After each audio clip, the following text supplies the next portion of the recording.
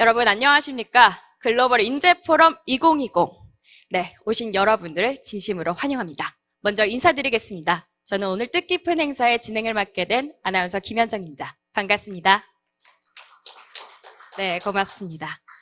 먼저 바쁘신 와중에도 이렇게 행사장을 빛내주시기 위해 귀한 발걸음해주신 귀빈 여러분들과 그리고 참석해주신 모든 참가자 여러분들께 먼저 감사의 말씀 드립니다.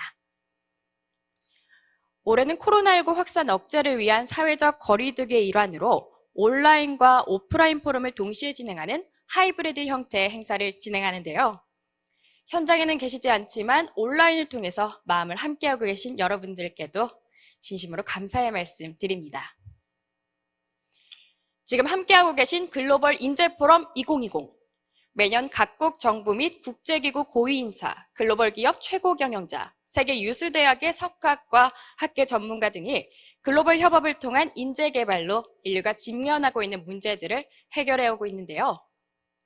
아무쪼록 오늘 포럼이 여러분들께 유익하고 값진 시간이 되길 바라면서 그럼 지금부터 글로벌 인재 포럼 2020의 트랙 C1 세션 사람과 공존하는 인공 창의성 시대 가운데를 시작하겠습니다.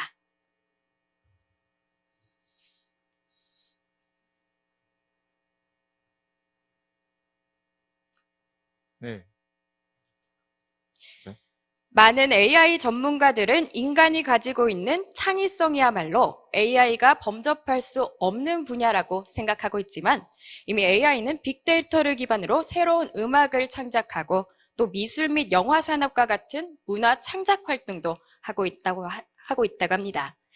이로 인해서 인공 창의성 개념이 새롭게 대두되고 있는데요.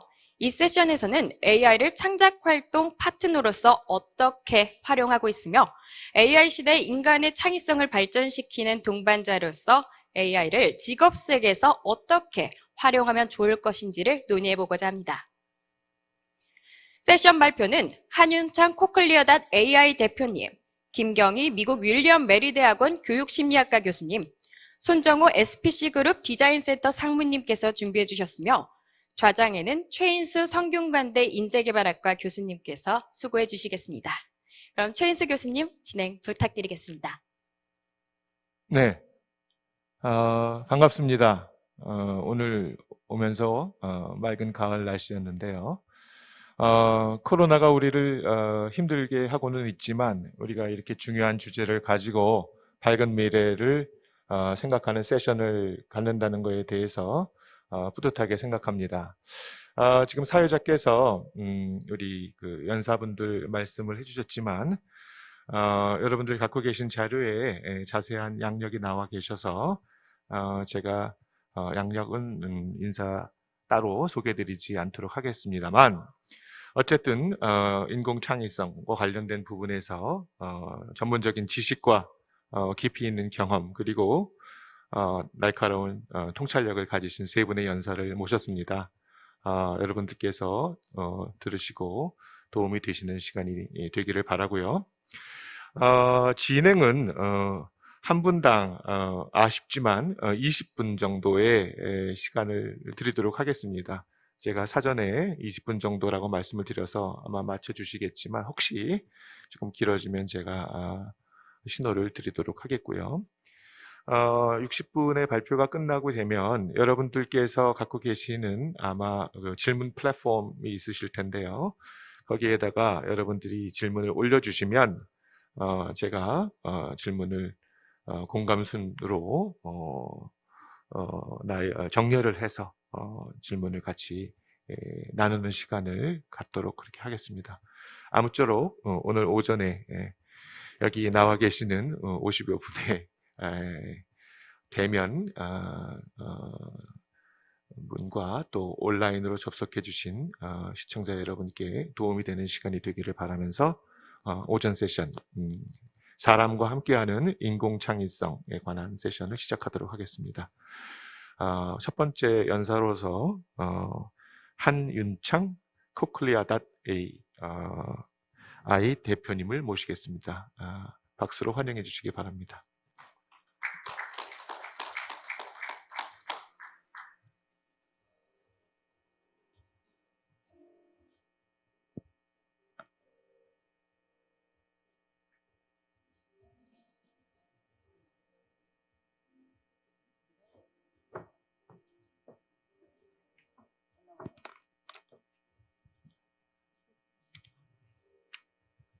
네.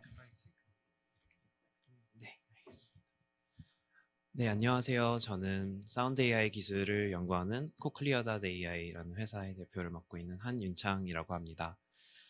저는 오늘 말씀드릴 내용이 이제 인공창의성, 아까 말씀해 주신 것 같이 인공창의성에 대해서 말씀드릴 건데요. 최근에 이제 기계학습 기술들이 굉장히 많이 빠르게 발전을 하면서 이런 만들어내고 있는 결과물들이 이게 사람이 만든 건지 기계가 만든 건지 조금 헷갈릴 정도 수준에 많이 올라왔다고 생각을 합니다. 그래서 인공창의성에 대한 그런 주제들이 이제 굉장히 의미 있게 이제 떠오르고 있다고 생각을 하고요. 그러면서도 동시에 이게 진짜 창의성이라고 할 수 있는 건지 또는 이게 어느 정도 기계가 패턴을 학습한 거 안에서 약간의 랜덤성이 더해진 그런 거라고 보는 건지에 대해서 저는 이제 신호처리와 기계학습을 전공한 이제 엔지니어로서의 이제 시각으로 이 가능성과 그 한계점에 대해서 좀 제 의견을 공유드리고자 합니다. 네, 그래서 다음 장으로 넘어가 주세요. 네, 그래서 일단은 처음에는 이제 간단하게 인트로를 드리고 저는 이제 최근에 어떤 식으로 페인팅과 이제 음악에서 사람이 AI와 이제 협력을 하고 있는지에 대해 가지고 먼저 간단한 설명을 드릴 예정입니다. 그리고 이런 주제에 대해서 얘기를 할 때는 아마 제 생각에는 AI라는 무엇이고 뭐 창의성이란 무엇인가에 대해서 정의에 대해서 다시 한번 살펴보는 것도 되게 중요한 것 같아요. 그래서 그거에 대해서 잠깐 제 의견을 공유드리고 이제 마지막으로는 인간의 창의성과 인공 창의성의 이런 차이점에 대한 제 생각을 공유드리고 마무리를 하도록 하겠습니다.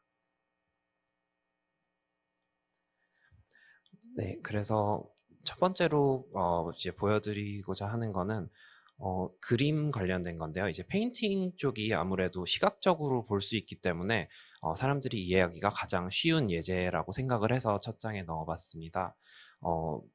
그래서 페인팅에 있어서는 굉장히 눈으로 볼 수 있기 때문에 쉽게 그 결과물을 볼 수 있고요. 여기 예제에 보시다시피 이런 원래 원본 사진이 있고 그 앞에 이렇게 잔디를 깔아달라고 이제 밑에다가 이렇게 그 범위를 지정을 했을 때는 자연스럽게 이제 바닥에 잔디를 깔아준다든지 또는 이 세 번째 사진에 보시면은 오른쪽에 이렇게 나무가 더해졌는데요. 이 나무를 이렇게 자연스럽게 더해준다든지 이런 식으로 페인팅에서는 인공지능 기술이 활용되고 있습니다. 이런 기술은 이제 딥러닝 기술 중에 하나인 Generative Adversarial Network라는 기술이 많이 쓰이는데요. 이제 흔히들 GAN이라고 줄여서 부르고요.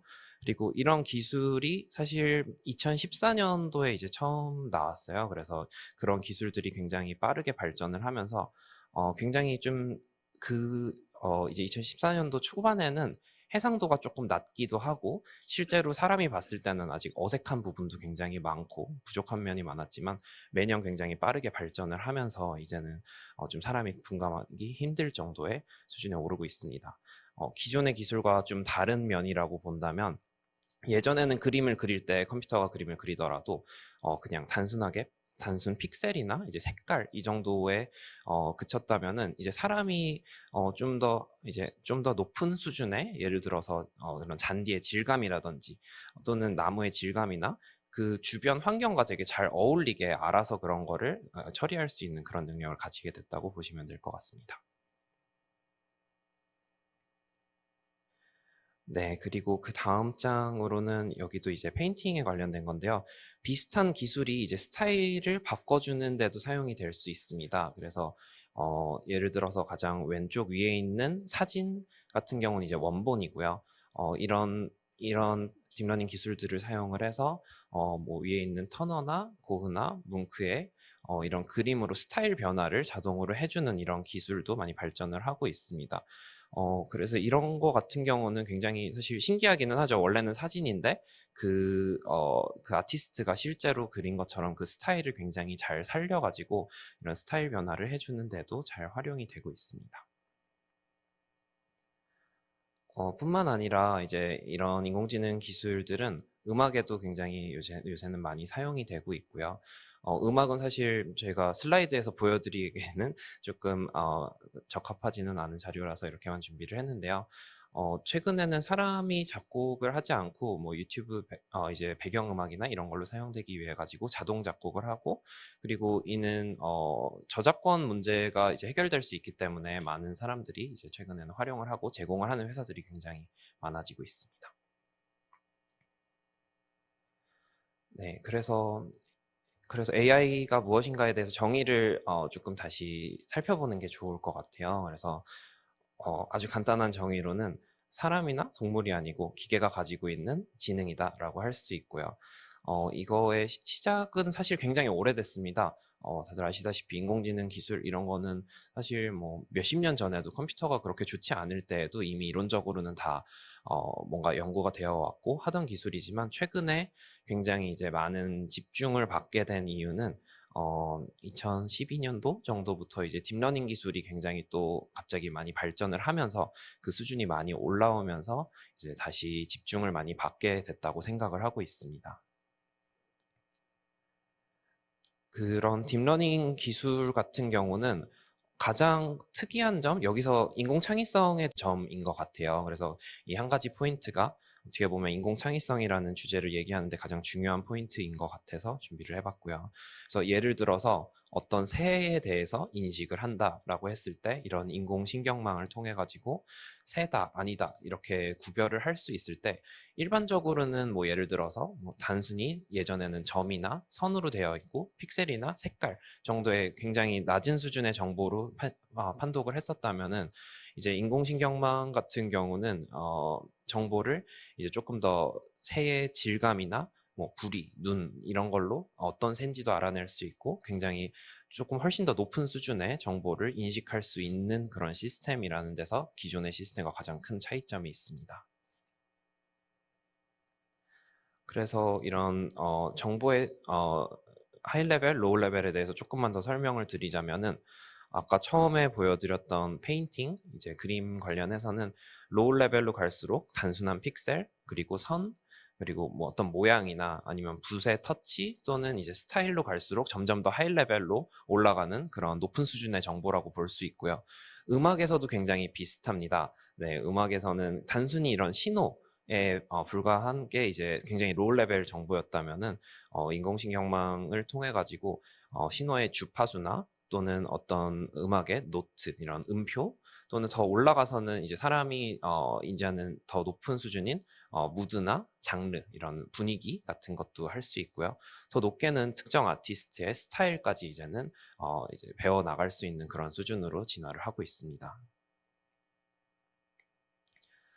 딥러닝 같은 경우는 이제 기계학습은 말 그대로 기계가 학습을 해야 되기 때문에 데이터가 필요합니다. 그래서 예를 들어 가지고 아까 보여드린 것 같이 어떤 고흐의 작품을 뭐 스타일 변화를 통해 가지고 기존의 사진을 변화를 시킨다면은, 당연히 이런 네트워크 자체를 고흐의 그림을 통해 가지고 그런 스타일을 배워줄 수 있게 해야 되는 게 가장 중요합니다.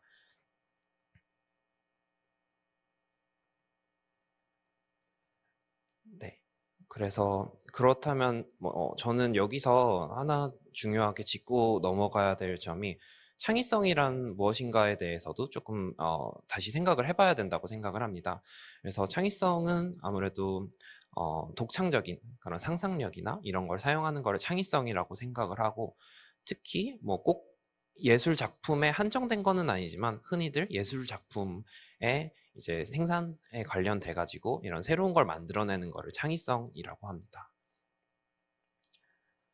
그래서 이거는 제가 그냥 간단하게 해봤는데요. 여기 워커힐에서 열리니까. 그래서 워커힐 사진을 넣었을 때 그런 고흐 스타일로 바꾸면은 어떻게 될까? 뭐 제가 한 건 아니고 이런 거는 굉장히 요새는 온라인에 많이 깔려 있고요. 정말 누구든지 손쉽게 이런 기술을 잘 모르는 사람도 사용할 수 있을 정도로 할 수 있고, 그 결과물도 생각보다 굉장히 재밌는 결과물이 나오고 손쉽게 빠르게 할 수 있습니다.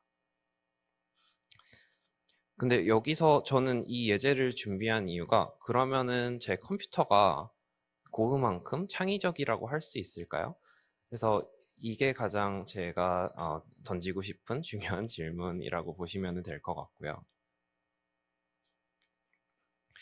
다시 창의성의 정의로 돌아가 보자면, 여기 이 정의에서 독창적인 아이디어다라는 부분에 조금 더 집중을 해보고 싶었습니다.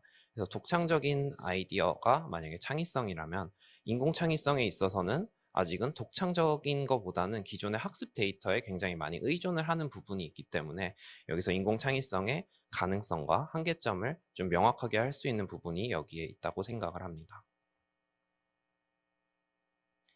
그래서 사람의 창의성의 경우는 네, 사실 한마디로 정의하기는 굉장히 힘들죠. 그래서 독창적인 새로운 사고를 할 수 있다는 데에 굉장히 차별점이 있고 앞서 보여드렸던 예제에서 이런 인공 창의성에 대해서는 저는 완전히 독창적이라고는 아직 생각하지는 않습니다. 하지만 기존에 존재하지 않았던 그런 창작물을 만들어낸다는 점에서는 새로운 결과물을 만들어내는 거기 때문에 이거는 창의성이라고 볼 수 있는 면도 있다고 생각을 하고요. 그리고 또 이제 결과물만 봤을 때 어느 정도 사람의 스타일을 어느 정도까지는 좀 흉내낼 수 있는 수준에는 충분히 올랐고 그 결과물만 봤을 때 고흐를 모르는 사람이 그 고흐 스타일을 이제 변화된 걸 봤다면은 이거는 굉장히 멋있는 결과물이구나 라고 생각을 하겠지만 고흐를 아는 사람이 봤을 때는 이건 고흐를 따라한 결과물이구나 라고 생각을 하기 때문에 그런 어딘가 중간에 있는 그런 인공창의성이 될 수 있다고 생각을 하고요. 또 다른 점은 당연히 사람보다는 굉장히 빠릅니다. 네, 컴퓨터는 굉장히 빠르게 연산을 하기 때문에 그런 점에서는 굉장히 큰 장점이 있다고 생각을 합니다.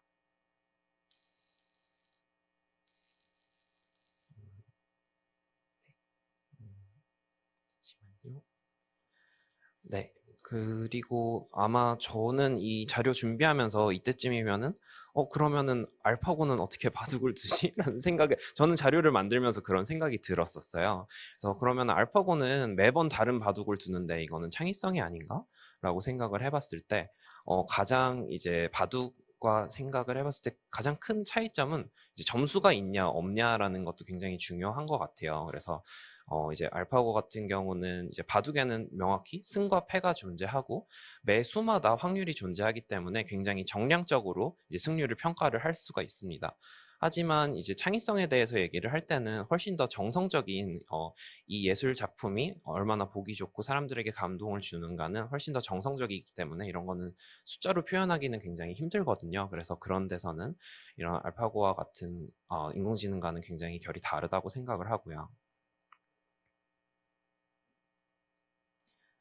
네, 그래서 조금 정리를 해보자면은 인공 창의성은 아까 초반에 말씀드린 것 같이 이런 뭐 유튜브나 이런 비디오에 백그라운드 음악으로 충분히 사용될 만큼의 수준에는 많이 올랐다고 생각을 하고 충분히 그래도 괜찮은 퀄리티의 결과물을 만들어냅니다. 그리고 사람이 만든 것과 꽤 비슷한 음악을 만들어낼 수 있고요. 물론 차이점은 꽤 많지만 그리고 기계가 만들어냈기 때문에 이제 사람이 가지고 있는 저작권이 아니게 됩니다. 이제 뭐 당연히 회사에서는 저작권을 걸 수 있기는 하지만 사람의 저작권과는 좀 다르고요. 그리고 당연히 이제 중요한 점은 이제 실제로 음악 작곡을 하거나 작사를 하는 분들한테 굉장히 새로운 아이디어를 제공해 줄 수 있는 그런 역할을 할 수 있다고 생각을 합니다. 반면에 이거는 아까 말씀드린 것 같이 독창적인 완전 유니크한 이런 아이디어라고 볼 수는 없고요. 제 발표 제목에 이제 설명드렸다시피 어떻게 보면은 사람이 만들어낸 패턴을 인지를 하고 그 안에서 약간의 그 틀을 벗어나지 않는 안에서는 약간의 랜덤성이 있으면서 사람이 만든 것 같이 이제 결과물을 뱉어낼 수 있는 그런 시스템이라고 생각을 합니다. 음악에서는 간단한 예제로는 뭐 코드 진행은 순서는 굉장히 똑같이 가가지고 어색하지는 않은데 안에 들어있는 멜로디는 굉장히 좀 다른 식으로 진행을 한다든지 이런 식으로 음악이 창작이 될 수 있고요. 사람한테 도움이 될 때도 어떻게 보면은 사람이 굉장히 많은 이제 AI가 창작한 그런 결과물들을 들으면서 작곡을 하는데 이거는 되게 좋은 것 같아. 이거는 조금 별로야. 이런 식으로 이제 아이디어를 얻을 수 있는 우연성에 좀 기반을 하는 면이 있다고 생각을 합니다. 네, 그래서 마지막으로 이제 결론인데요. 컴퓨터는 이제 굉장히 생각보다는 높은 수준의 예술 창작물을 최근에는 이제 만들 수가 있습니다. 사람이 이제는 조금 헷갈릴 정도로 자세히 보지 않으면 헷갈릴 정도로 이제 높은 수준의 결과물을 만들 수 있고요. 그리고 그 결과물은 완전히 독창적이라고 할 수는 없습니다. 그래서 그 안에 있는 패턴 안에서 어느 정도의 이제 랜덤성을 띠는 그런 결과물이라고 생각을 하고요. 이런 인공 창의성은 사람의 창의성과는 굉장히 결이 다른 창의성이라고 생각을 하고요. 하지만 이런 인공 창의성은 사람들이 어느 정도의 이제 단순 반복적인 그렇게 아주 독창적이지 않고 어느 정도의 이제 괜찮은 퀄리티의 결과물을 원할 때에는 그런 사람들이 기존에 하던 거를 굉장히 많이 대체를 할 수 있을 것이라고 생각을 하지만 이런 인공 창의성에 대한 주제에 대한 논의가 더 진행이 되면서 사람의 이제 정말 독창적인 능력, 새로운 거를 사고하는 능력에 대한 이런 가치가 더 저는 높아질 거라고 개인적으로는 생각을 하고 있습니다. 네, 제 발표는 여기까지고요. 들어주셔서 감사합니다. 네, 사전에 제가 시간을 잘 지켜주십사 말씀을 드렸더니 아주 잘 지켜주셔서 감사합니다. 우리 한융창 대표님께서 말씀하신 내용 중에 저희가 이번 세션을 진행하면서 계속 저희 머릿속에 맴돌 만한 화두를 던져주셨는데 인공지능 창의성이 반고흐처럼 창의적일 수가 있겠느냐라고 하는 화두인데요. 이거는 다른 연사분들께서도 이런 부분에 관해서 계속 이어주실 거라고 생각합니다. 그 발표 중에서 지금 인공지능 창의성의 특징이 첫 번째로 not totally original ideas다. 그러니까 완벽하게 독창적인 생각은 아니다라고 하셨는데 그 다음 줄에 create something that does not exist 됐어요. 그러니까 존재하지 않았던 것을 만든다. 이게 인공지능 창의성의 두 가지 특징이라고 됐는데 제가 곰곰이 들으면서 보니까 서로 상치하는 조건인 듯한 생각이 듭니다. 결국 이 부분이 우리가 오늘 말씀을 나눌 아까 반고의 얘기와 아울러서 굉장히 중요한 화두가 될 것 같아요. 그러니까 무에서 유가 창조할 수 있는 거냐 아니면 그것은 기존에 있었던 것을 변형시킨 것뿐이냐 아마 이 문제일 것 같은데요. 우리가 다른 분들의 말씀을 들어보면서 조금 더 이 문제를 천착해 보도록 하겠습니다. 우리 한윤찬 선생님은 전자공학을 전공하셨다고 하는데 말씀의 결이 참 부드러우신 것 같습니다. 제가 들으면서 그런 생각을 했어요. 자, 감사합니다. 그러면 그 시간이 조금 한 2, 3분 빠르긴 하지만 우리가 강의를 듣는 것으로 진행하도록 하겠습니다. 우리 두 번째 강사님은 미국 윌리엄 메리 대학원 교육심리학과 교수로 계시는 김경희 교수님이십니다. 박수로 환영해 주시기 바랍니다. 감사합니다. 안녕하세요. 저는 앉아서는 못하거든요. 저는 지금까지 그 30년 동안 창의력 하나만 공부했지요. 하루에 3시간 이상 잠 안 자면서 이거 좀 미쳤죠. 오늘은 무의식을 이용해서 상상하라를 하겠습니다. 자, 우리가 로봇 하면 두 가지가 있죠. 하나는 이렇게 그냥 단순 반복적으로 일하는 거, 그거 doing 로봇. 또 하나는 뭐죠? 이렇게 사람처럼 막 이렇게 생각도 할 수 있어요. 얘 이름은 소피아죠. 소피아 우리나라 온 적 있죠, 그죠? 근데 지금은 사우디아라비아에 처음으로 사우디아라비아 국민이 된 거예요, 얘가. 그쵸? no. 이게 뭐죠? 근데, 이게 창의력은 두 가지가 있어요. 하나는 점진적, 그러니까 창의력이 이렇게 잘 됐을 때 끝에 갔을 때 말이에요. 결과가 나올 때. 하나는 점진적인 창의력, 하나는 혁명적인 그런 혁신이 나올 수 있거든요. 점진적인 혁신, 이제 혁명적인 혁신이 있는데, 자, 창의력을 시작하려면 제일 처음에 knowledge로 시작해야죠. 뭘 알아야지 섞어서 하죠. 그죠? 그러니까 knowledge가 있는데 그 knowledge가 모였을 때 이제 어떤 knowledge가 많이 모이면은 어떤 문제를 발견하게 되거든요. 새로운 문제를. 그럼 그런 문제를 해결하는데 기존의 knowledge 안에 답이 있으면 인공지능이 할 수 있어요. 왜냐하면 크리티컬 띵킹으로 이렇게 분석해서 만들 수 있어요. 그죠? 그러니까 문제 해결을 할 수가 있다고 인공지능 AI가. 그렇지만 그런 건 뭐라고 하냐면 점진적 혁신이라고 하죠. 조금 달라지는, 조금 좋아지는 거. 그러니까 동양 나라에서 잘하는 거, 조금 좋아지는 거. 근데 혁명적 혁신, 완전히 세상을 뒤바꾸는 거 있죠. 그죠? 그거는 AI가 할 수가 없어요. 왜냐하면 이것 때문에 이미지네이션을 못해요. AI가. 그것 때문에 못한단 말이죠. 근데 자, 이미지네이션이 왜 필요하냐 보세요. 이런 거 있죠. 이거 지금 노벨상 수상도 받았거든요. 전부 다. 자, 아인슈타인이 이론으로 핵무기 만들었죠. 그 다음에 전자기기, 트랜지스터, 리튬, 배터리, 항생제 지금 파이저에서 저기 백신 만들어냈죠. 지금 그죠? 근데 중국에서는 전근대적인 방법으로 계속 만들려고 하고 있었고, 그러니까 이 파이저에서 미국에서는 이제 가장 새로운 거, 기존에 없는 그런 걸 이제 만들어냈죠. 그 다음에 DNA 발견했죠. 엑스레이, CT 스캔, MRI. 이거 전부 다 이미지네이션을 이용한 거예요. 기존에 없던 거. 기존 난리주에서 찾을 수 해결책을 못 찾은 거. 자, 이게 다 노벨상을 받은데, 보세요. 인구 1억 비례 국가별 노벨 과학상 수상 순위를 한번 보세요. 자, 이거는 제가 이제 계산한 건데, 이제 그 사람이 노벨상 수상자들이 어디에서 교육을 받았는지에 따라서 제가 계산한 겁니다. 1등이 어디죠? 자, 이거 인구 비례니까, 물론 미국이 제일 많죠. 그런데 인구 비례니까 인구수로 나누다 보니까, 자, 첫 번째가 스위tzerland고, 두 번째가 이스라엘, 세 번째가 노르웨이, 네 번째가 US, 미국이고, 스웨덴이고, 그 다음, 독일이 어딨죠? 11위. 그 다음에 22개, 전 세계 22개, 이거는 과학이에요, 과학. 그죠? 22개 국가 중에서, 차이나가 제일 낮죠. 그 다음에, 재팬이 17위고.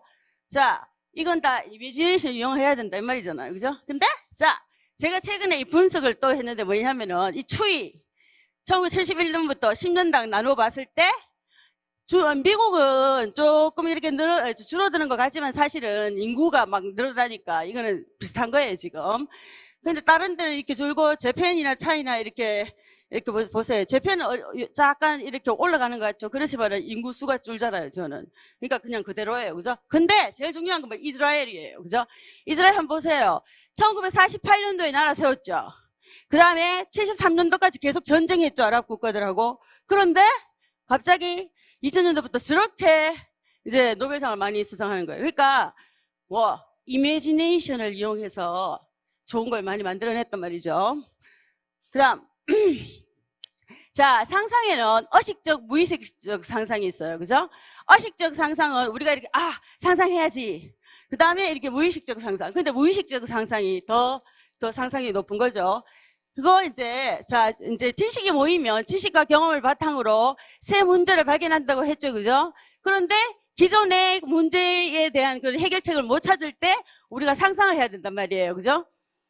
근데 이제 의식은 우리 생각하는 거, 사고에 따라 지배가 되죠. 그런데 이 무의식은 감정에 의해서 지배가 되는 감정.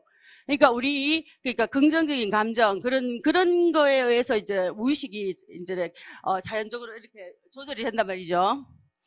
상상의 종류에는, 과거를 해석하는 것도 상상이에요.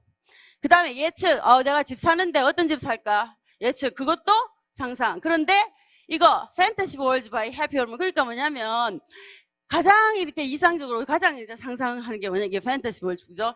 없는 거. 그러니까, 비현실적인 거, 그런 거 있죠, 그죠? 근데 이제 해피 호르몬이라고 있죠. 사람 머리에는 이 해피 호르몬이 나와요. 그게 필요하다, 이 말이죠. 보세요. 상상력을 높이려면. 둘이서 섹스를 했죠? 보세요. AI는, 사람은요, 섹스를 하면은 해피 호르몬이 나오거든요, 머릿속에서. 그게 상상력을 돕는단 말이죠. 그리고 마스터베이션이 우리나라 말인지 모르겠는데 마스터베이션 해도 이게 해피 호르몬이 나온단 말이죠. 그런데 AI는 그렇게 나오나요? 안 나오죠. 그러니까 이미지네이션 안 되죠. 근데 이게 교수가 갑자기 미쳤나? 왜 이렇게 섹스 이야기를 하나? 이렇게 나오는데 눈이 그래서 보는데 지금 이게 제가 공부를 해보니까 이게 섹슈얼 리버레이션 있잖아요, 그죠? 이게 우리가 이미진을 하는데 프리컨디션이라 말이에요. 전제 조건이라 이 말이에요. 그러니까 왜냐면 우리가 이거 하면 안 되는데 이거 우리가 뭐 섹스 이야기하면 안 되지. 그리고 또 뭐 이거는 뭐 그러니까 어떤 수치심이라든가 부끄러운 거 이런 걸 느끼잖아요, 그죠? 그러니까 그걸 억제를 하는 거예요. 그래서 연구를 해보니까 동양, 서양 비교해보니까 특히 노벨상 수상 국가하고 노벨상 수상을 안 받은 지금 동양 국가하고 비교해보니까 그 사람들 그 있잖아 성적 욕구를 억제하는 게 동양이 너무 심한 거예요. 그리고 또 뭐 물론 바쁘겠죠. 뭐 동양은 열심히 살아야 되니까. 그러니까 그 시간도 없고 그러다 보니까 if you don't use it, lose it 하죠. 그게 뭐냐면은 유용을 안 하면 그게 태화가 되는 거예요. 그래서 이제 결국은 이렇게 동양 사람들 중에 성기능 뭐랄까 못하는 거 있잖아요. 왜 그런 불능한 거 있잖아요. 그죠? 그런 게 너무 많고 그렇게 근데 문제는 또 이거예요. 아니 이미지네이션이 아니더라도 말이죠. 그죠? 그러니까 정신 건강, 육체 건강, 그리고 뭐 이뮨 시스템 좋아지는 거, 그리고 또 간 특히 남자들 있죠. 그죠? 암 있죠. 암 예방에도 섹스가 가장 좋고 또 마스터베이션도 정말 좋다 이 말이죠. 그러니까 근데 죄책감을 안 가지고 그 해야 된다 이 말이에요. 그래야 해피 호르몬이 나오죠. 자, 처음에 무의식을 이용해서 상상력을 높이는 첫 단계가 뭐냐 하면은 빅픽처 마인드셋 크게 봐야 되죠. 그러니까 세 문제를 크게 봐야지 세 문제를 진짜 문제를 발견할 수 있단 말이죠. 그죠? 그리고 나서 이제 해결하는 큰 꿈을 꾸라고. 그죠? 두 번째 뭐죠? 플레이풀 마인드셋 유머 감각을 살려야 된다고. 웃겨야 된다고. 세 번째, non-conforming mindset. 튀게 생각해야 돼. 튀게. 남다르게 생각해야 되죠. 마지막에 튀게 생각했는 거를 함께, 튀는 생각을 나누어야 돼요. 그러니까, individual imagination 먼저 하고 나서 다시 그룹, collective imagination 같이 해야 된다, 이 말이죠. 처음에, 빅필터만 있어요. 큰 꿈을 꾸라고 했죠. 그죠? 그러면 세 문제를 발견하는데, 다른 사람을 돕는 큰 꿈을 꾸라 했는데, 제가 이제 동영상을 보여드리겠는데, 제가 한국에 있을 때 이제 우리 엄마가 되게 4명 자식들 뒷바라지 한다고 고생을 참 많이 하셨는데 그 마지막에 이렇게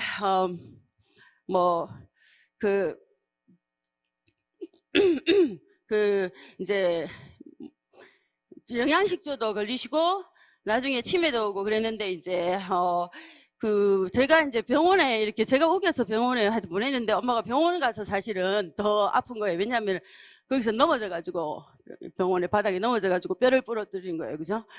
그런데 이제 그때 제가 가슴이 너무너무 아팠죠. 제가 우리 애가 어릴 때인데 그런데 우리 아들이 이제 그것 때문에 생각을 많이 했나 봐요. 그거에 대해서 엄마가 이제 너무 슬퍼하니까 동영상 보여주실래요? 그래서 우리 아들이 고등학교 다닐 때 이거 이제 인공지능을 이용해서 이걸 만든 거예요. 그러니까 집안에 사람이 혼자 이렇게 있을 때 할머니, 할아버지 혼자 있을 때 엎어졌을 때 그 수학적으로 그걸 계산해서 자동적으로 이렇게 탁 엎어지는 걸 감지를 하는 거예요. 그죠? 그 알고리즘을 해서 그래서 이제 물어요. 이게 are you okay? 뭐 이렇게 물으면은 근데 왜 동영상이 안 나오죠? 네? 네? 유튜브 자체에 문제가 생겼대요. 아이고, 참. 어쨌든, 이제 얘가 이제 고등학교 때, 이제 이 비디오, 그러니까 뭐냐면은, 사람이 탁 넘어지면, 이제 그걸 자동적으로, 그걸, 왜, 이제, are you okay? 했을 때, help 하든지, 아니면은, 아무 대답이 없을 때 있죠. 그죠? 그 사람이. 그러면은 이제 그게 911으로 연결이 되고, 또 가족한테 이제 연락이 가는 거, 그거 있죠. 그걸 만든 거예요. 그죠? 그 다음에 이제, 그래서 이제 미국에 이매진 컵이라고 마이크로소프트사가 해마다 하는 그 대회가 있거든요. 그 컴퓨터 코딩 대회죠. 거기서 50만 명 중에서 이제 1등을 한 거예요. 대부분 대학생들이 참석했는데 얘는 고등학생으로서 1등을 했죠. 그래가지고는 그래서 이제 얘가, 내가 이제 대학교 가지 말라고 했거든요. 왜냐면 이걸 해야 되니까 만들어야 되니까 그리고 또 자기도 대학을 안 가려고 했거든. 근데 이제 한국에 계신 아버지하고 할머니가 종손이 대학을 가야지 무슨 소리 하냐고 난리가 났죠. 그래서 이제 대학을 가서 4년 동안 대학교에서 시간을 낭비했죠. 그래서 이제 이게 최근에 이제 졸업했어요. 졸업하자마자 얘가 이제 이렇게 제가 아들이죠. 제가 이제 졸업하자마자 이 벤처 캐피털리스트, 이 스타트업 컴퍼니를 만들어서 이게 샌디에고에 거기 널싱홈 많거든요. 거기서 이제 지금 막 뜨고 있는 거예요. 그래서 신문에 난 거예요, 지금. 거기 있으면 돈 많이 벌겠죠. 제가 호강하겠죠. 예, 그 다음. 자, 그 다음에, 예, 그런데 이제 그 꿈이 있으면 그걸 내가 그것을 실현한다고 생각하고 봐야 돼요. 눈으로 그려야 돼. 그러면 이게 subconscious, 무의식이, 아, 이렇게 되는가 보다. 이렇게 해서 그와 관계되어 있는 모든 opportunity 그런 거 있으면 그쪽으로 다 연결이 된다, 이 말이죠. 그죠? 자, 그 다음 보세요. 빅픽처. 지금 노벨상 받은 국가들하고 요 밑에 국가들하고 보니까 남을 돕거나 기부를 많이 하거나 그러니까 이제 길 가다가 낯선 사람 도와주는 거 보죠. 어디가 많죠? 위가 훨씬 많죠. 자, 어디가 제일 낫죠? 중국이 제일 정냄이 없죠. 봐요. 그죠? 근데 이제 한국은 그래도 낫죠. 그 다음, 자, 유머 감각, 플레이풀만 앉아서 심각하면 안 돼요. 아무리 심각할 때라도 심각하면 안 되고, 그 다음에 이렇게 무슨 경기를 관람할 때 승부에 막 집착하는 게 아니고 이렇게 재미에 중점을 둬서 이렇게 릴렉스 할 수 있어야 된단 말이죠. 그죠? 그 다음에, 그 다음 뭐였죠? 그 다음 뭐냐면은 또, 이제 우리가 섹스를 하든 마스터베이션을 하든 이렇게 섹슈얼 판타시 이런 걸 머릿속으로 많이 그려야 되거든요. 그게 이미지네이션에 정말 도움이 되는데 문제는 뭐야? 길틀리스, 그러니까 죄책감이나 수치심 이런 게 없어야 돼.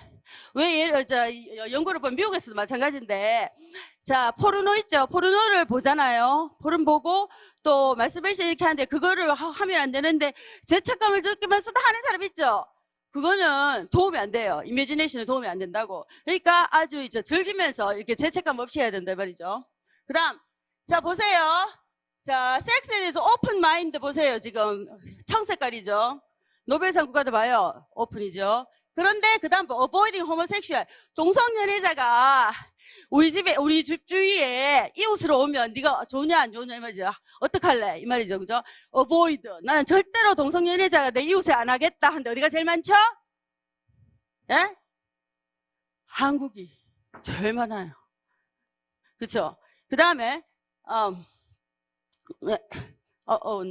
이게 맞나? 그 다음 또 뭐냐면은요.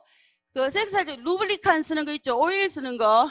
그 다음에 에이날 섹스하고, 그 다음에 캐주얼 섹스. 이거는 이제 그냥 뭐라 해야지, 이렇게 사귀는 것도 아닌데 하는 섹스는 그거 있잖아요. 그죠? 자, 우리나라는 지금 거기에 응답이 없죠. 그죠? 근데 여기 보세요. 노벨상 국가들 훨씬 이제 이렇게 오픈됐죠. 그죠? 좀 이렇게 억누른 데가 없단 말이죠. 자기 맘대로. 그러니까 뭐냐면은 내가 지금 이제 여러분한테 에이날 섹스를 하라는 게 아니라, 뭐냐면은 이걸 하면 안 되는데 이거는 나쁜데 뭐 이런 거 있죠. 하면 안 된다고. 왜냐하면 사람들마다 성감대가 다 다르고 어떻게 사람들한테 그 좋은 게 다 다르거든요. 근데 그걸 이제 막 나쁘게 저지멘탈하게 이게 판단하는 거, 그런 것을 하면 안 된다 말이죠. 그런 마음을 없애야 된단 말이죠. 그죠? 그 다음, 자, 틱에 생각하는 거죠. 그죠? 틱에 생각하는 거. 근데 지식을 배울 때 그냥 배우는 게 아니라, 배우는 거 그냥 막 외우는 게 아니라, 이걸 왜 배우는지, 이게 의문을 제기해야지. 이게 어떻게 이걸 우리가 배워야 되는지, 뭐 때문에, 누가 이걸 만들었을지. 그죠?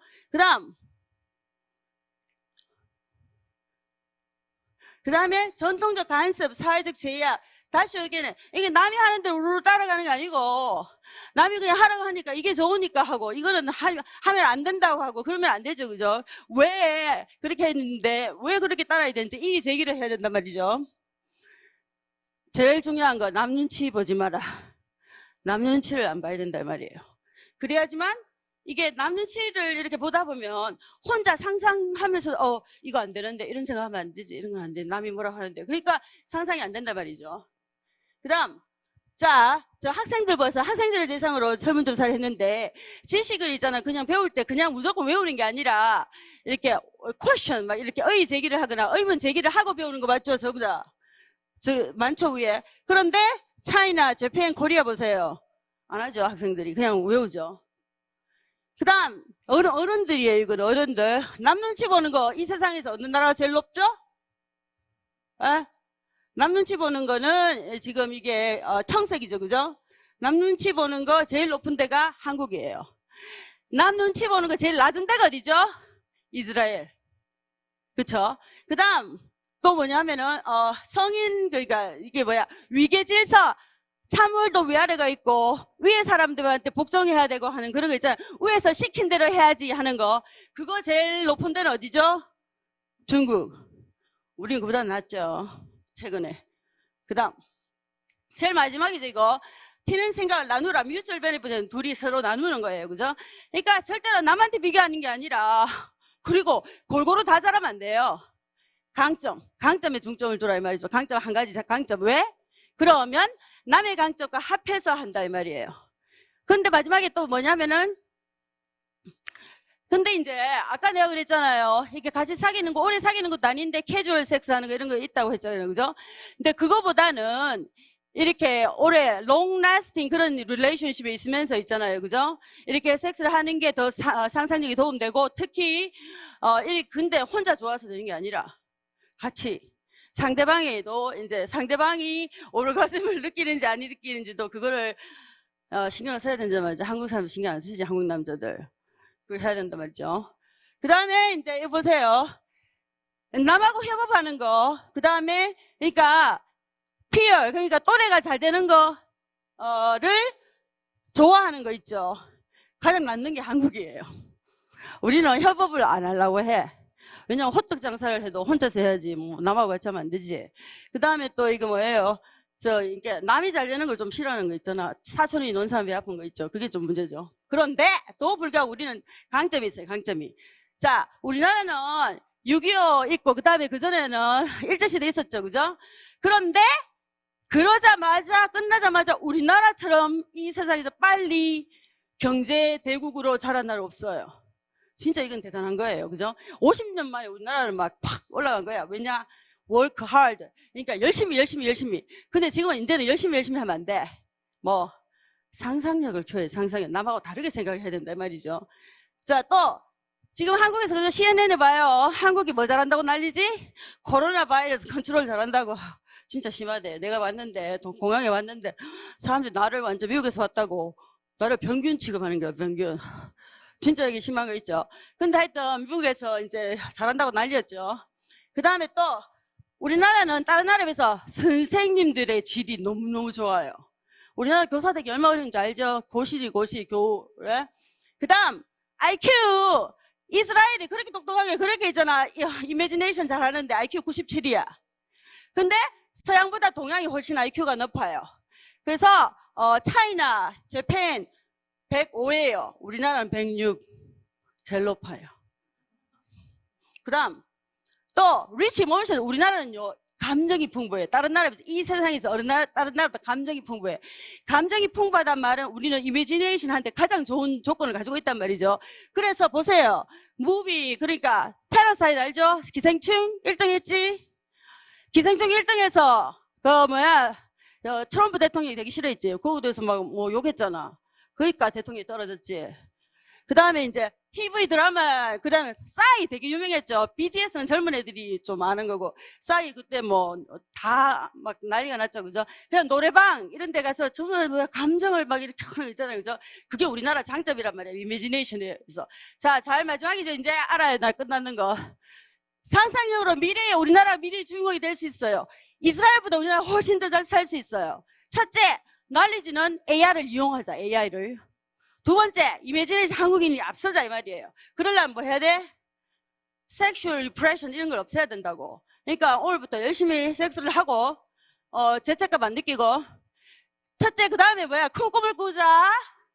그 다음에 뭐 유머 감각을 살리자.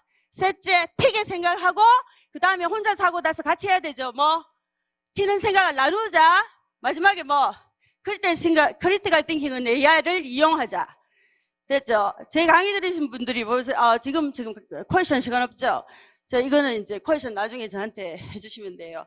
제 강의 들으신 분이 보세요. 김경희 교육혁명 밴드까지 만들었죠. 혁명. 고맙습니다. 예, 감사합니다. 우리 김경희 교수님.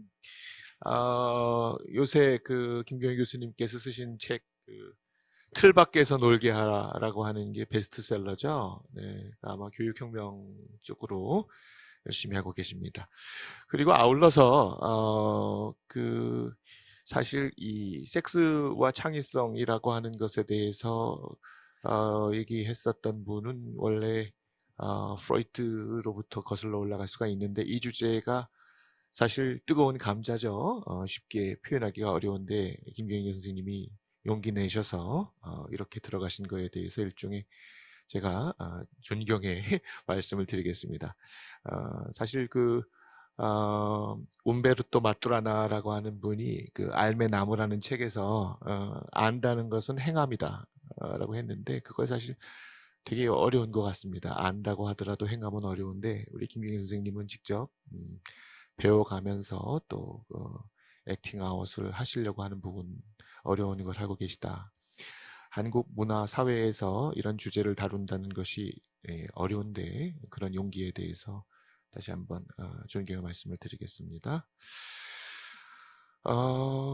이제 저희 세 번째 연사로 손정호 상무님께서 나오셔서 해주시는데 아까 사전 모임에서 보시니까 한 20여 년 영국에서 계속 계시다가 지금 한국의 직장 문제 때문에 잠깐 들어오셨다고 하는 인공지능과 건축 전문가인 것 같습니다.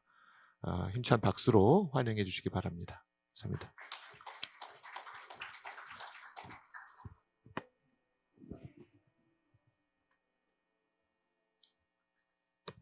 네. 중간에 여러분 여기서 보시는 분들은 전혀 문제가 없으셨겠지만 집에서 또는 다른 곳에서 유튜브로 접속해서 보시는 우리 온라인 시청자분들이 유튜브가 잠시 중단된 점에 대해서 주최 측에서 양해의 말씀을 구하고요. 정상으로 지금 송출되고 있다고 하니까 여러분이 계속 봐주시면 될 것 같고 그때 빠진 부분은 다시 돌려보기를 하면 제대로 볼 수 있다고 했습니다. 여기 담당하시는 분이 그냥 너무 당황하셔가지고 막 호흡이 가빠질 정도로 오셔가지고 지금 아마 고치신 것 같아요. 네, 전하는 말씀 드렸습니다. 네, 말씀해 주세요. 오늘 발표는 제가 영어로 좀 진행을 하겠습니다. 영어가 좀 더 편안하고 정확한 메시지를 전달할 수가 있을 것 같았습니다. It's a great pleasure to be here to discuss future coexistence of human and artificial creativity. And I'll take a view on this subject from my architectural and design background. So, my interest in architecture was sparked by Blade Runner film. I don't know whether anyone's seen the film, but in the film, bioengineered humanoids have been installed with human memory. So they believe childhood and other past memories as their own. And in the film, what drew me and inspired me was the set design, the architectural setting of the future. And the guy who designed that set was Sid Mead. And he described the creative process of imagining the future environment as dragging the whole past with us in order to create the future. So the point of emphasis is past, dragging the past into the future. And I'll talk more about this issue as I go along. So it is generally agreed that AI is more intelligent than humans now. Looking at IBM's Deep Blue beating Kasparov in 1997, and more recently, AlphaGo beating 18-time world champion Isadol at Game of Go. But how creative are these AI? And a lot of people argue that creative field will be the last industry where AI will replace humans. But already there are artificial neural networks that can paint, that can write stories and compose music that have not existed before. So are they as creative as humans? That's a big issue today, and how we work with this creativity. Here we have 8 paintings. 7 of them are by Rembrandt himself, and 1 is by AI, which was project called the Next Rembrandt. So AI went through deep learning process of studying Rembrandt's past paintings, brushstrokes, lighting, type of models he used, and then it came up with a painting that could be perceived as next Rembrandt's painting. So I don't know if anyone here can guess which one is by AI. It's very difficult to tell because this AI is so advanced, and unless you're Rembrandt enthusiast, you won't be able to tell the difference. In fact, correct answer is second from right at the top. So can we say this AI is as creative as Rembrandt himself? As a previous speaker also said, no, I don't think anyone would agree with this sentiment. So what is creativity? And what distinguishes creativity from intelligence? So today, in order to answer today's questions in a proper manner, I think we need to look at the difference between intelligence and creativity. Intelligence is the ability to acquire and apply knowledge and skill, or the level of competency in problem solving using reasoning and logic. Whereas creativity is a little bit more difficult to define, but dictionary states it as the use of the imagination or original ideas, especially in the production of artistic work. And it's the word imagination that creates many different interpretations of what creativity is. And some people even say creativity and imagination is rooted deeply in our consciousness.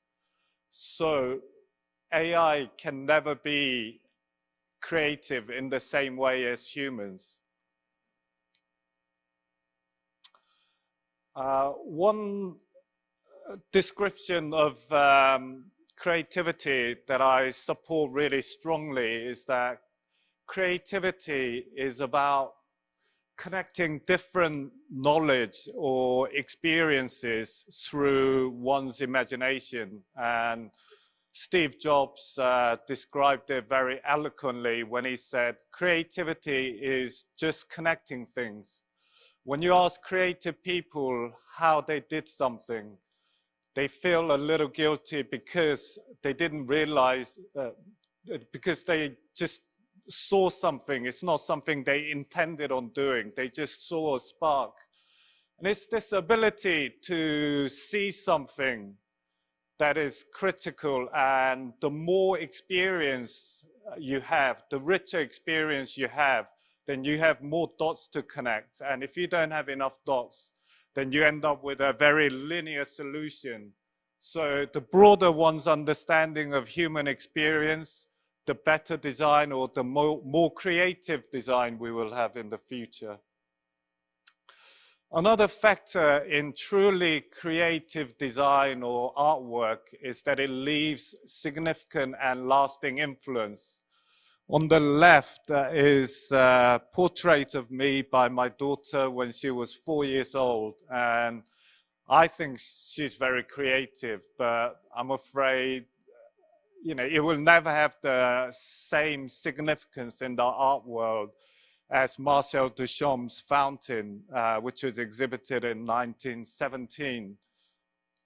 In fact, it's been voted by many art world professionals as the most influential artwork of the 20th century, even ahead of Picasso. And some of you might ask, is it really influential or is it really artwork?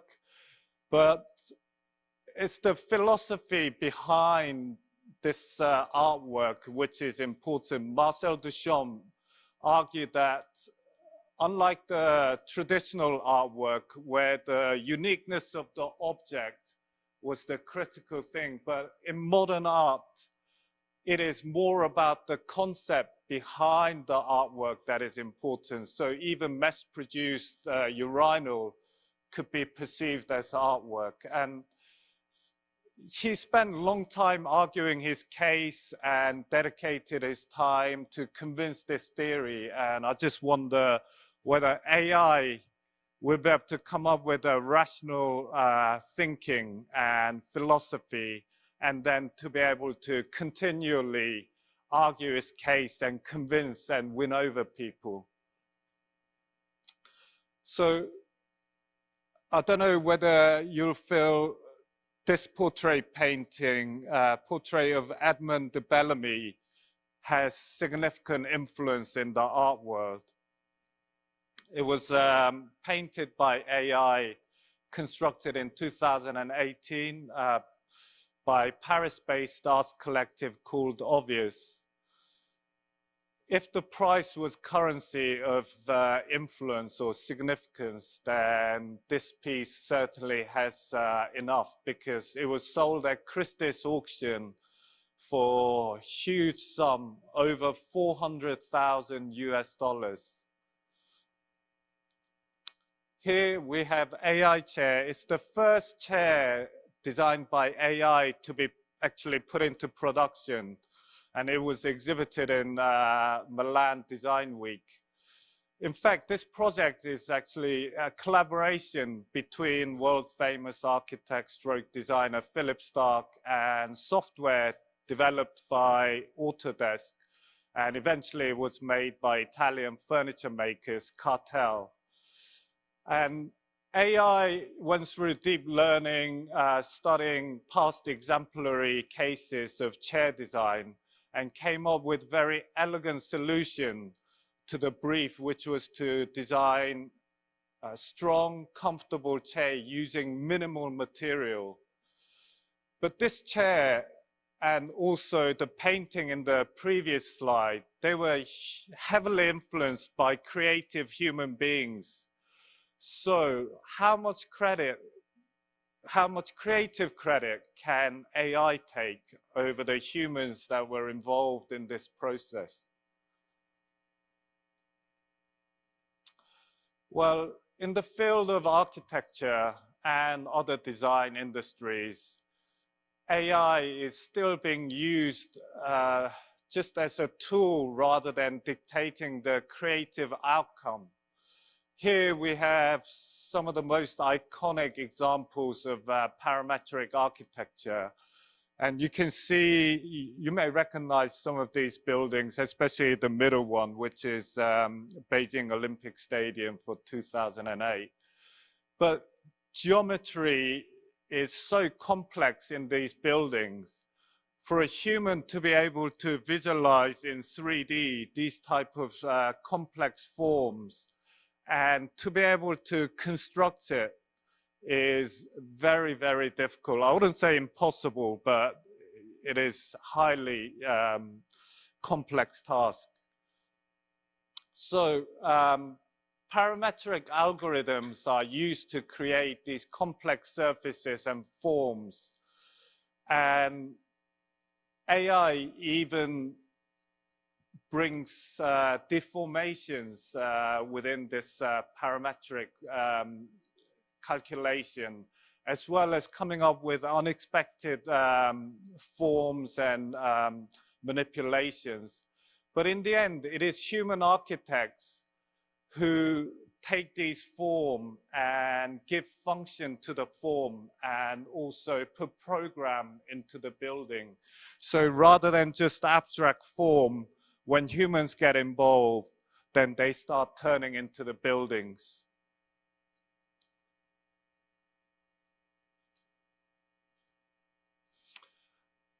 Jon Utzon would have been very, very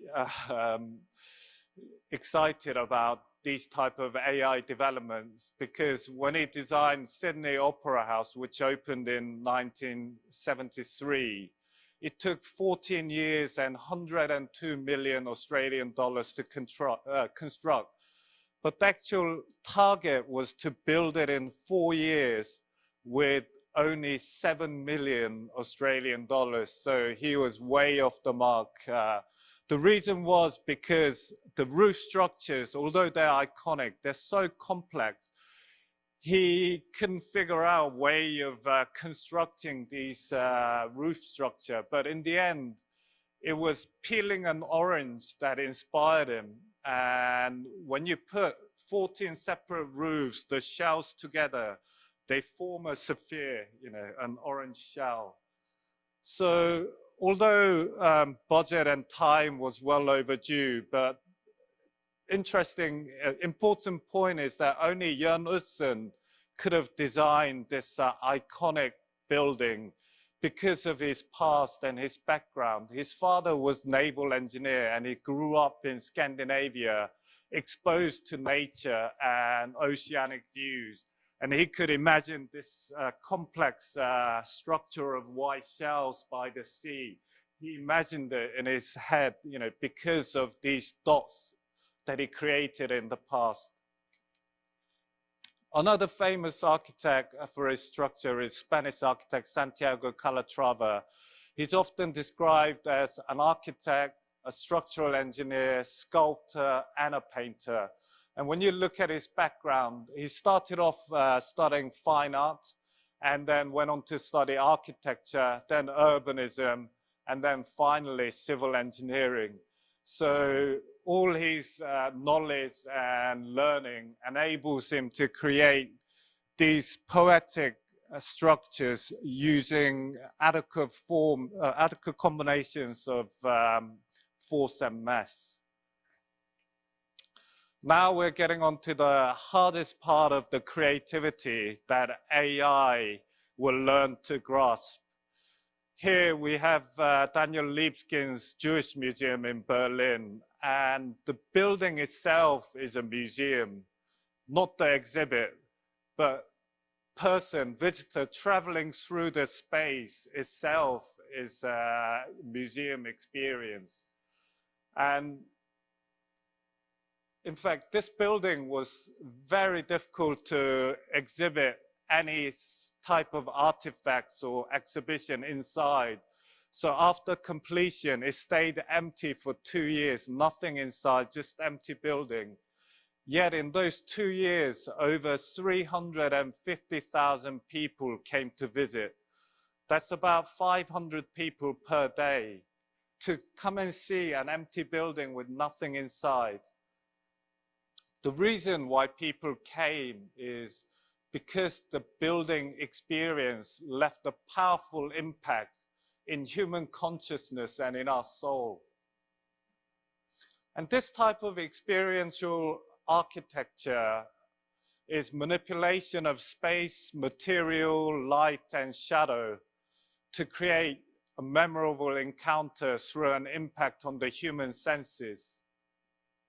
And one of the great architects of this kind is Peter Zumthor. And in our field, we describe it as an architecture of phenomenology. And phenomenology is philosophy argued by Husserl and Heidegger. It's a different way of thinking than Cartesian way of understanding the world. Phenomenology is our understanding of the world through our experience. So it's quite subjective rather than being objective. But it is relevant to human creativity, I feel. And again, when you look at his background, he studied cabinet making and then arts and crafts. So he's very aware of tactile design, how it feels to touch things. And also he studied architecture in New York, seeing New World, Modern World, and then back in Switzerland, he worked as a conservationist architect.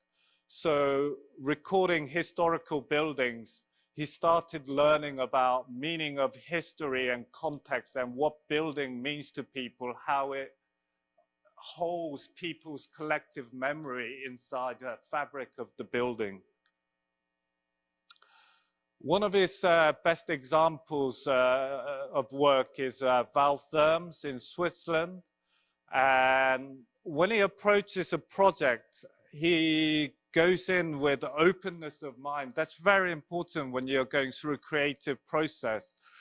You shouldn't have preconceived idea of what the end product might be. You have to just have an open mind without any preconceived ideas, and try to get a feeling from the site, understanding of the context and history of the site.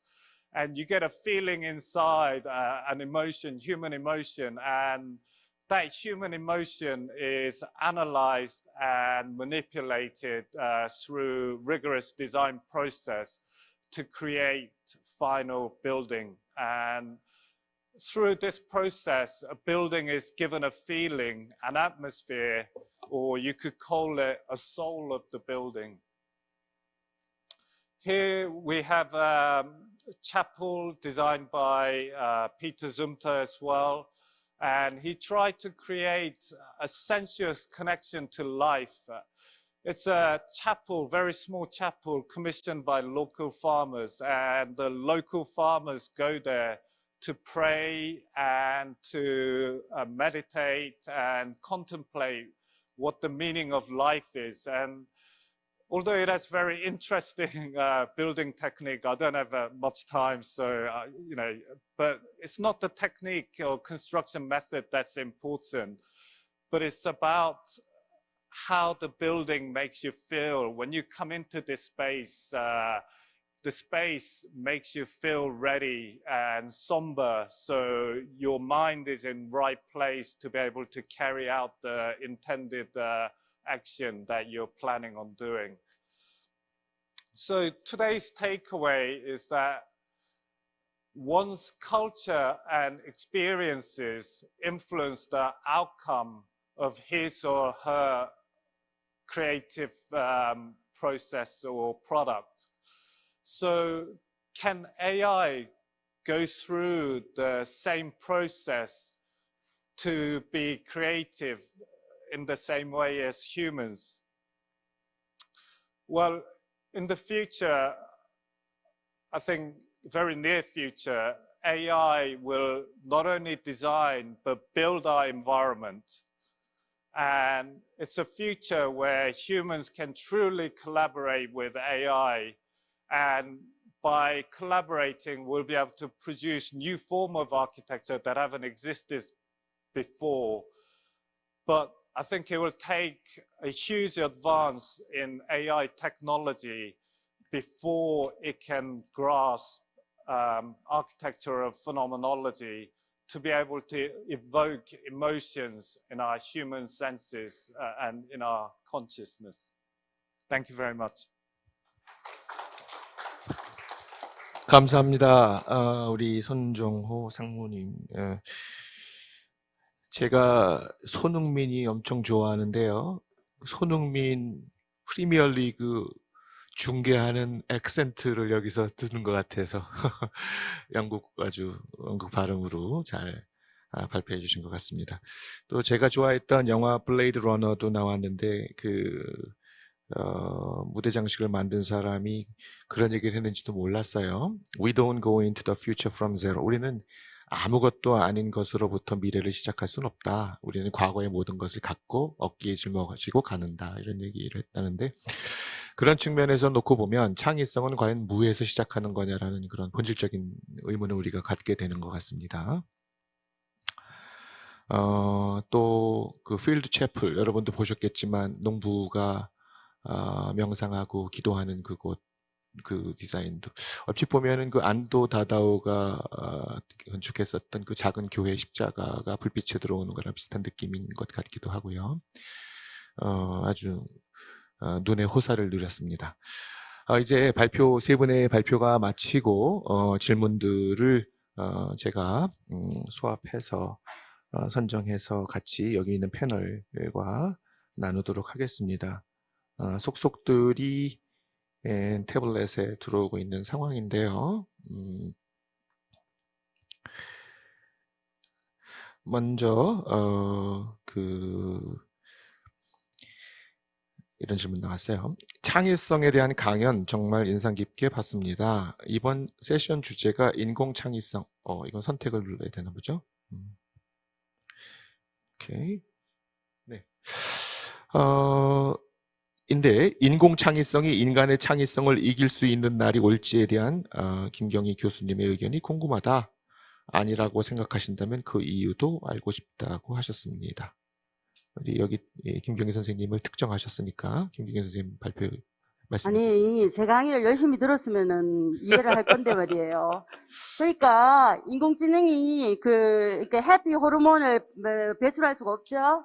그러니까 이미지네이션이 안 되기 때문에 그러니까 그런 혁명적인 혁신 그거는 안 된단 말이죠. 점진적인 혁신은 되더라도. 그러니까 절대로 안 된다고 봅니다, 저는. 그러니까 점진적인 것만 조금 나아지는 것만 되지 확 세상을 바꾸는 그런 혁신은 할 수가 없다는 거죠. 네. 결국 이 질문이 나오고는 말았는데요.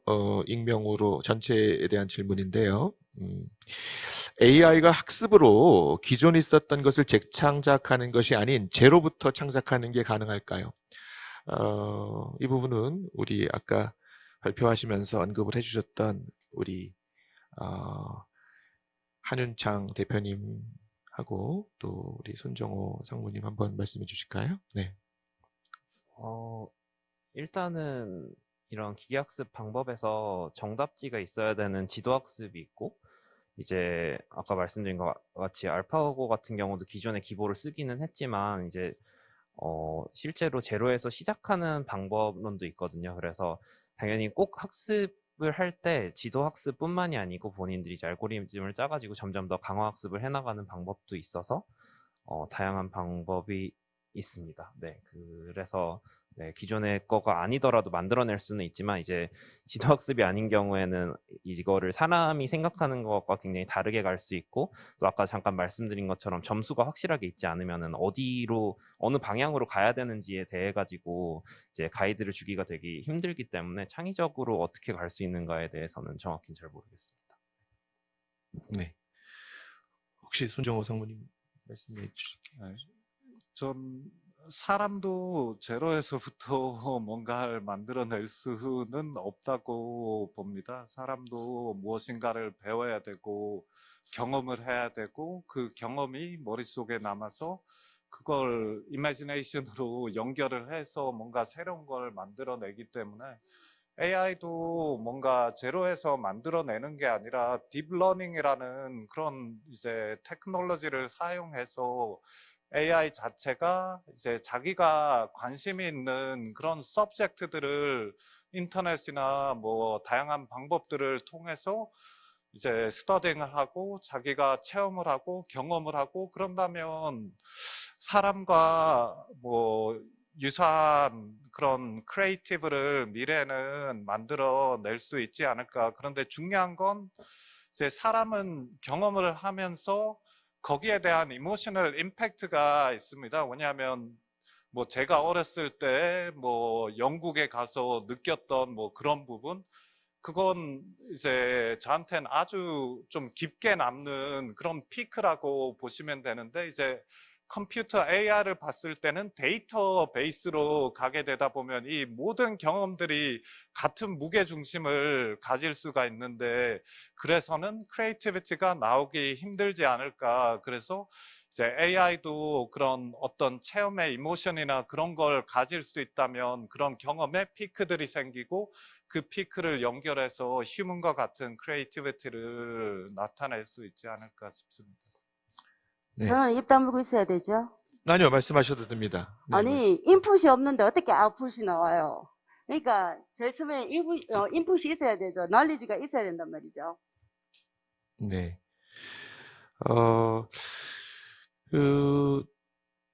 제가 그 발표를 들으면서 생각했던 부분인데요. 창의성에 관한 정의가 실용 기능적인 정의가 있는데요. 그거는 두 가지 조건만 맞으면 창의적이라고 얘기할 수 있습니다. 첫 번째가 얼마나 독창적인가, novel, 영어로는 novel한가라고는 아이디어가. 두 번째는 그것이 appropriate한가 또는 뭐 useful한가 뭐 이런 식으로 되는데 그 두 가지 조건이 and로라고 하는 명령으로 만났을 때 두 가지가 다 충족됐을 때 창의성이라고 얘기하는데요. 그런 측면에서 놓고 보면 알파고라고 하는 것은 놓고 보면 제가 잘 모르지만 박치문이라고 하는 기부 해설자 분께서 여태까지 기부해서 보지 못하던 수가 나왔다 그래요. 물론 지금 우리 한 대표님 말씀으로는 알고리즘에 의해서 확률을 계산해서 굉장히 많은 알고리즘의 결과이긴 하겠지만 어쨌든 그 전까지 기부해서 보지 못했던 수니까 노블하다고 할 수 있을 것 같아요. 그죠? 그 다음에 바둑에서 appropriate하다, useful하다라는 건 이기는 거 아닐까요? 그런 측면에서는 이겼잖아요. 그리고 승률도 좋으니까 두 가지 조건을 충족시켰다고 볼 수 있기 때문에 알파고는 크리에이티브하다고 보는데 실용 기능적인 측면에서는 문제가 없다. 저는 그렇게 생각이 돼요. 그러나 이게 두 번째 조건인 appropriate하다라고 하는 것이 이게 이제 예술 쪽이나 다른 영역으로 넘어가게 되면 이게 명확하지가 않은 부분이 되는 거죠. 예를 들어서 예술에서 appropriate하다라고 하는 것이 보는 사람의 감정이나 감동을 우리가 준다고 한다는 측면에서 놓고 보면 어떤 사람은 아까 말씀드렸던 것처럼 렘브란트의 그림이 forgery다. 이건 렘브란트 그림과 똑같이 흉내낸 거죠. 어떻게 크리에이티브하냐고 느끼는 분도 계시고 아까 나왔던 초상화처럼 43만 불에 내가 저거 초상화 사겠다라고 감정을 느끼시는 분이 있기 때문에 그런 측면에서의 예술적인 측면 부분에 예술적인 도메인에서의 창의성을 얘기할 때는 지금 손상무님께서 얘기해 주신 것처럼 phenomenology, 그러니까 우리의 주관으로 느끼는 주관이 되게 중요하지 알파고처럼 정량적으로 되어질 수 있는 객관이 아니기 때문에 그런 부분에서 좀 복잡해질 수 있다. 저는 그렇게 생각이 됩니다. 뭐 제가 들으면서 했던 얘기를 조금 했고요. 우리 김경기 선생님이 답을 해주시면 좋을 것 같은데 이런 질문이 왔어요. AI와 함께하는 교육이 아이들의 EQ와 사회성을 떨어뜨리지 않을까 궁금합니다. 예방하려면 어떻게 해야 되나요? 이런 질문이 들어요. 그런데 창의력 교육을 제대로 하면 말이죠. 우리 그 윤리교육, 인성교육은 당연히 같이 하게 되는 거예요. 왜냐하면 큰 꿈을 꿔야 되죠. 근데 나만 잘 먹고 잘 살겠다는 게 아니라 이렇게 큰 꿈을 꿔서 남을 도우면서 자기도 잘 되는 거잖아요. 그죠? 그렇기 때문에 이거는 인성이 먼저 되는 거죠. 남을 배려하고. 왜냐하면 노벨상 받은 그런 많은 국가들 있잖아요. 그러니까 전부 다 남을 배려하는 국가거든요. 그러니까 우리도 그렇게 될 수 있단 말이죠, 앞으로. 예. 네.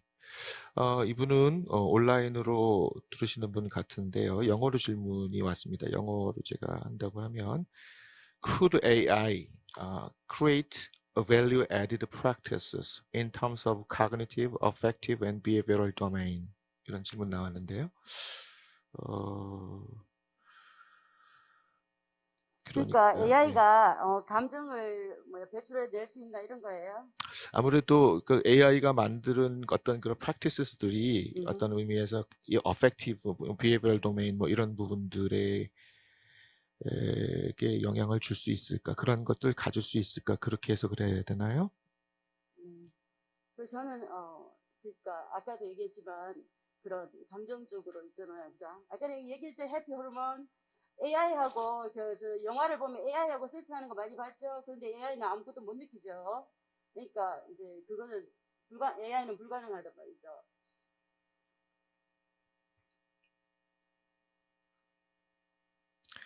네.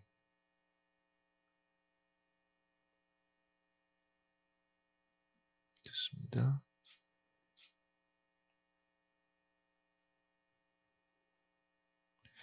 혹시 지금 질문들은 오곤 있지만 여기 지금 오늘 패널 발표해 주신 선생님들께서 조금 더 코멘트를 추가해 주시고 싶으신 게 계신가요?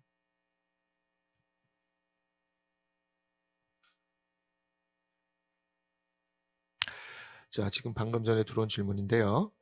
사람이 그린 그림이나 코끼리가 그린 그림은 누가 어떻게 왜 그렸느냐에 가치를 두고 있습니다. 즉 과정이죠.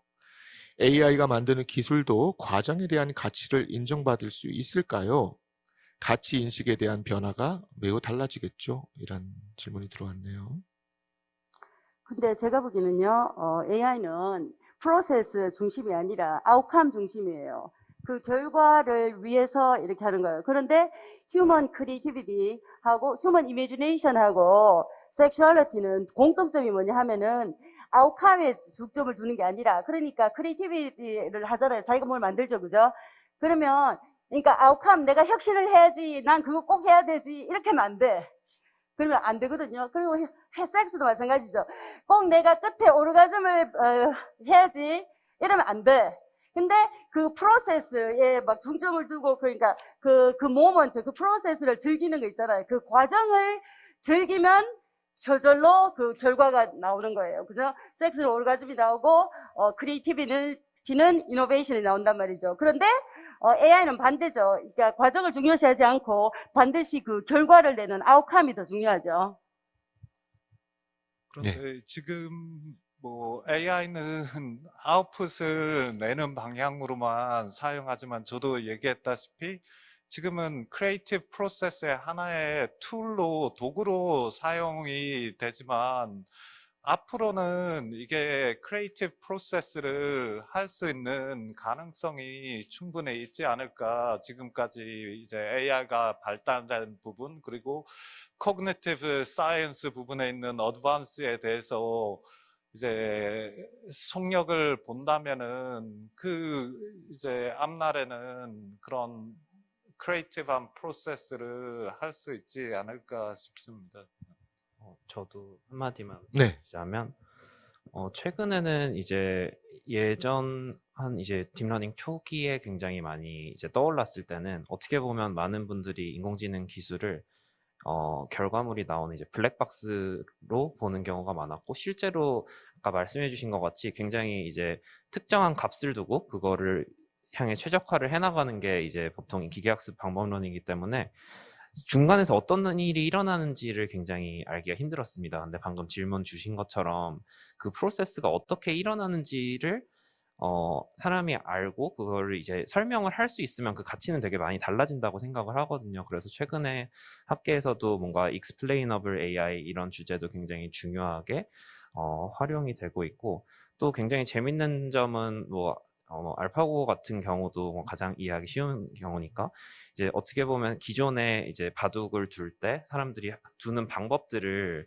원래 책이 있고 정석적인 게 있겠죠. 근데 오히려 이제 인공지능이 바둑을 두는 거를 보면서 이거를 역으로 다시 유추를 해봤을 때, 사람들은 일반적으로는 절대 두지 않는 수인데 왜 얘는 이렇게 뒀을까를 생각해 두면서 그거를 기존 바둑 기사분들한테도 굉장히 역으로 다시 영향을 미치는 경우도 있더라고요. 그리고 딥러닝의 경우는 이제 기본적으로 굉장히 많은 레이어들이 있고, 점점 이제 로우 레벨부터 하이 레벨까지 점점 레이어를 거치면서 점점 더 이제 높은 수준의 지식을 이제 배워나가게 되는데요. 그 각 단계별로 어떤 정도의 어떤 흐름으로 이제 결과를 냈는지 사람이 다시 그거를 관찰을 하면서 기존에 사람이 쓰지 않았던 방법이나 이런 데서는 좀 영향을 받으면서 좀 많이 도움이 나중에는 될 수 있지 않을까, 그런 생각을 해봤습니다. 네. 재미있는 질문이 하나 와서요. AI가 모든 것을 판단하는 시대가 오면 AI끼리도 경쟁하는 시대가 올까요? 이런 질문이 있었는데요.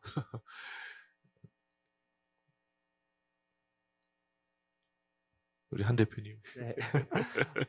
저는 그거는 어떤 종류냐에 따라서 되게 다를 것 같아요.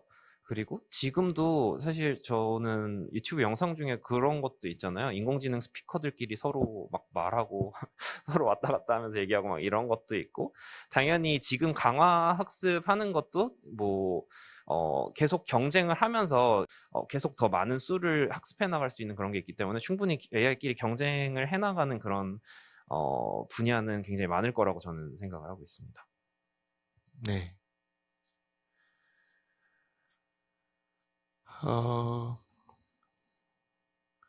그 황규희님께서 이건 뭐 그 질문이라기보다는 우리한테 메시지를 전해주신 것 같은데요. 그 AI에 대한 엄격한 창의성 기준은 사람에게도 적용되어야 하지 않을까요? 사이비 예술, 사이비 창작, 사이비 학술 연구 등 이렇게 나왔습니다. 우리에게 던지는 메시지라고 생각이 됩니다. 그래요. 그러면 지금 시간이 상당히 진척이 됐기 때문에 제가 그 좌장으로서 마무리하는 그 발언을 하고 정리를 하고자 합니다. 오늘 그 세 분의 연사의 말씀을 잘 들었는데요. 제목 자체가 인공지능이 우리 인간과 같이 공존할 수 있는 것인가라고 하는 그런 주제였는데 우리가 핵이라고 하는 혁명적인 발견이 있었을 때 그 핵이라고 하는 것이 우리에게 굉장히 큰 도움을 주기도 했습니다. 그렇죠. 지금까지도 핵융합이라고 하는 것은 에너지원으로서 큰 영향을 주었지만 또 많은 사람의 생명을 앗아가기도 한 양면의 칼을 가지고 있었던 것 같습니다. 창의성이라고 하는 것도 우리 한국에서는 굉장히 전가의 보도처럼 그렇게 우리가 받아들여지고 있지만 사실 보면 창의성이라는 것도 어찌 보면 다크 사이드가 있는 거죠. 예를 들어서 자기의 개인적인 편익을 추구하는 월가의 금융사들이 발생시켰던 월스트리트 사건이거나 또는 뭐 가습기 청소하는 거 만들었던 옥시나 우리 또 황우석 박사의 유전자나 이런 거 보면 창의성을 가지고 있지만 창의성을 잘못 활용하게 되면 그 폐해는 우리 전 지구인에게 다 가는 상황이 될 수도 있는 것이기 때문에 창의성도 사실 양면을 가지고 있다고도 생각이 됩니다. 그런 측면에서 AI도 마찬가지가 아닐까요? AI도 우리가 어떻게 활용하느냐에 따라서 다른 양면을 가지고 있지 않을까 생각해 봅니다. 그런 측면에서 오늘 김경희 선생님이나 우리 또 한 대표님 그리고 손상무님 얘기했을 때 인간이 가지고 있는 어떤 imagination 있죠. 우리가 향후에는 우리의 상상력과 글로벌 시티즌십, 우리가 더불어 살기 위해서 전 지구 사람들이 같이 지속 가능한 지구를 살리고 더불어 살기 위해서 우리가 어떻게 써야 되는가라고 하는 어떤 글로벌 시티즌십이라고 하는 인간이 AI를 어떻게 잘 활용할 수 있을 것인가에 대한 한 번쯤 반추해보고 또 그런 것들을 우리가 생각해보는 그런 것들이 더 중요한 시점이 되지 않았나 저는 이렇게 생각을 해봅니다.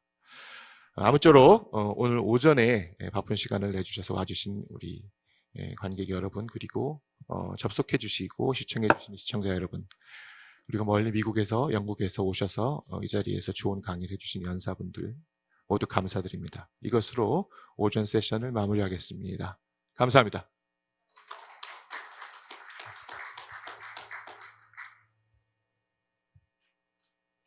네, 열띤 강연으로 유익한 시간 만들어주신 우리 3명의 발표자분들과 또 좌장님께 다시 한번 뜨거운 박수 부탁드리겠습니다.